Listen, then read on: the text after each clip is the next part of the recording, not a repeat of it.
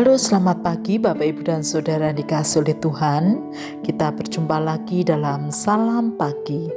Mari kita berdoa memohon pimpinan Roh Kudus. Allah Roh Kudus, kami bersyukur untuk hari yang baru dan kami akan membaca firman-Mu. Kiranya melaluinya kami boleh mendapatkan kekuatan dan peneguhan. Di dalam nama Tuhan Yesus kami berdoa. Amin. Bapak Ibu dan Saudara, kita akan membaca firman Tuhan dari kitab Yeremia pasal 4 ayat 5 sampai 31. Demikian. Beritahukanlah di Yehuda dan kabarkanlah di Yerusalem. Tiuplah sangkakala di dalam negeri, berserulah keras-keras.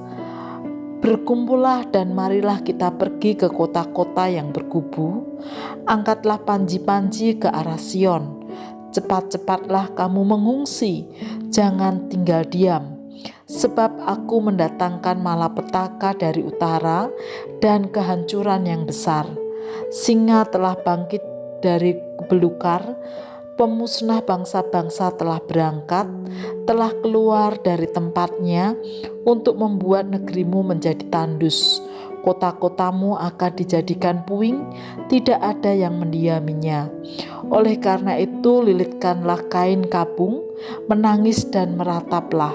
Sebab murka Tuhan yang menyala-nyala tidak surut daripada kita. Pada waktu itu demikianlah firman Tuhan, raja dan para pemuka akan kehilangan semangat, para imam akan tertegun dan para nabi akan tercengang-cengang sambil berkata, "Ah Tuhan Allah, sungguh Engkau telah sangat memberdayakan bangsa ini dan penduduk Yerusalem." Dengan mengatakan, damai kiranya ada padamu, padahal pedang telah mengancam nyawa kami. Pada masa itu akan dikatakan kepada bangsa ini dan kepada penduduk Yerusalem, angin panas dari bukit-bukit gundul di padang gurun bertiup ke arah putri umatku, bukan untuk menampi dan bukan untuk membersihkan, melainkan angin yang keras datang atas perintahku. Sekarang aku sendiri akan menjatuhkan hukuman atas mereka. Lihat, ia naik seperti awan-awan, keretanya kencang seperti angin badai, kudanya lebih tangkas daripada burung raja wali. Celakalah kita, sebab kita dibinasakan. Bersihkanlah hatimu dari kejahatan, hai Yerusalem, supaya engkau diselamatkan. Berapa lama lagi tinggal di dalam hatimu rancangan-rancangan kedurjanaanmu? Dengar, orang memberitahukan dari Dan, mengabarkan malapetaka dari pegunungan Efraim. Peringatkanlah kepada bangsa-bangsa, sungguh ia datang.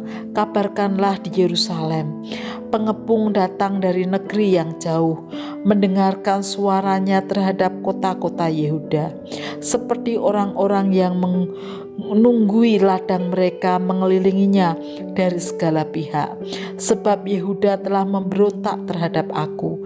Demikianlah firman Tuhan. Tingkah langkahmu dan perbuatanmu telah menyebabkan semuanya ini kepadamu. Itulah nasibmu yang buruk, betapa pahitnya sampai menusuk hatimu. Aduh, dadaku, dadaku, aku menggeliat sakit. Aduh, dinding jantungku berdebar-debar.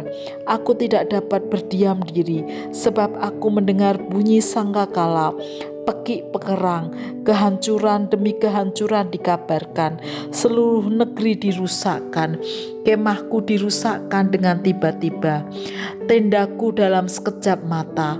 Berapa lama lagi aku melihat panji-panji itu dan mendengar bunyi sangkakala itu?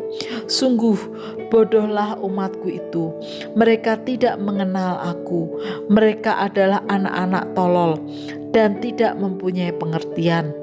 Mereka pintar untuk berbuat jahat, tetapi untuk berbuat baik mereka tidak tahu. Aku melihat kepada bumi, ternyata campur baur dan kosong, dan melihat kepada langit tidak ada terangnya. Aku melihat kepada gunung-gunung ternyata guncang, dan seluruh bukit pun goyah. Aku melihat ternyata tidak ada manusia, dan semua burung di udara sudah lari terbang. Aku melihat ternyata tanah subur sudah menjadi padang gurun, dan segala kotanya sudah runtuh di hadapan Tuhan, di hadapan murkanya yang menyala-nyala. Sebab beginilah firman Tuhan, seluruh negeri ini akan menjadi sunyi sepi, tetapi aku tidak akan membuatnya habis lenyap. Karena hal ini bumi akan bergabung dan langit di atas akan menjadi gelap. Sebab aku telah mengatakannya, aku telah merancangnya, aku tidak akan menyesalinya dan tidak akan mundur daripada itu. Oleh karena hiruk pikuk pasukan berkuda dan pemanah, seluruh negeri melarikan diri. Mereka masuk ke dalam belukar dan naik ke bukit-bukit batu. Setiap kota sudah ditinggalkan dan tidak seorang pun tinggal di dalamnya. Dan engkau yang dimusnahkan, apakah yang hendak kau lakukan? Mengapa engkau mengenakan pakaian kirmisi, menghiasi dirimu dengan perhiasan emas, memalit matamu dengan celak? Sia-sia engkau memperoleh dirimu, memperelok dirimu. Pecinta-pecintamu menolak engkau, bahkan mereka ingin mencabut nyawamu. Sebab aku mendengar suara seperti suara perempuan bersalin, suara orang kesesakan seperti suara ibu yang melahirkan anak pertama, suara putri Sion yang megap-mengap, yang merentang-rentangkan tangannya. Celakalah aku, sebab aku binasa di depan para pembunuh.